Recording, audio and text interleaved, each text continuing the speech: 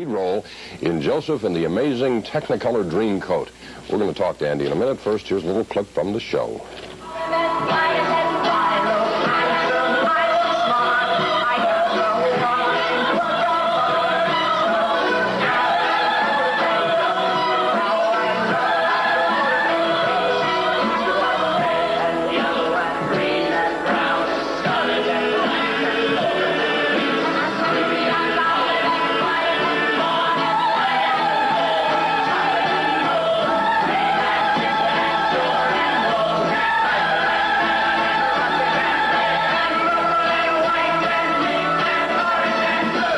That clip was shot opening night, and this, as you can see, was not a rock concert. No, definitely not, no. A little different, right? Yeah. It's something new.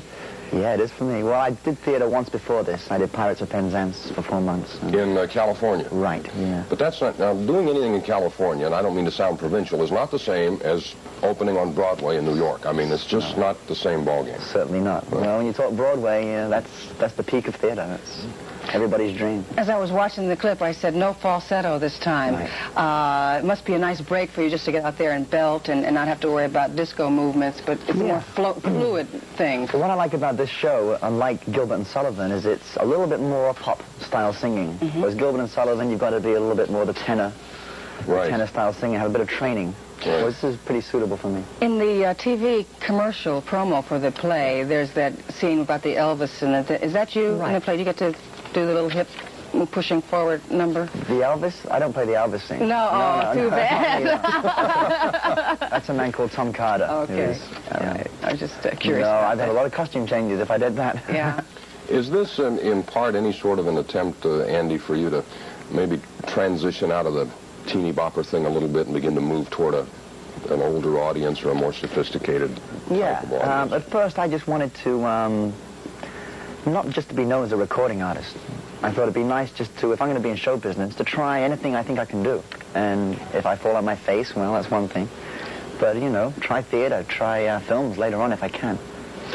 Well, at age 25, you have still the room to fail if you did run into something that, you couldn't handle. And you also have achieved an amount of success in a fairly brief amount of time that would cushion you, I would guess, against anything down the road. You had 2 million-selling long-playing albums before you were 20 years old. And, of course, the last 2 or 3 years after that have just been setting one record after another. Right.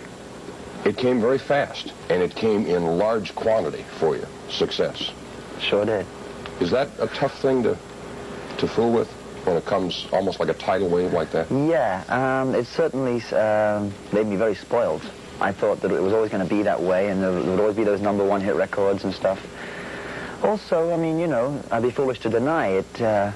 You certainly do get an ego, and you've got to try and come back down to earth and control that. It was a pretty wild roller coaster ride for those 2 or 3 years. At which point did you recognize that the ego was being shifted around a little bit? Was there any incident or just your attitude about things in general? I'm just now looking back, remembering how I was, and I was just lucky that somehow, somewhere along the way, I just changed and started to come back down to earth. In some things I was reading about, it seems like you've been around to me forever. It said 6 years.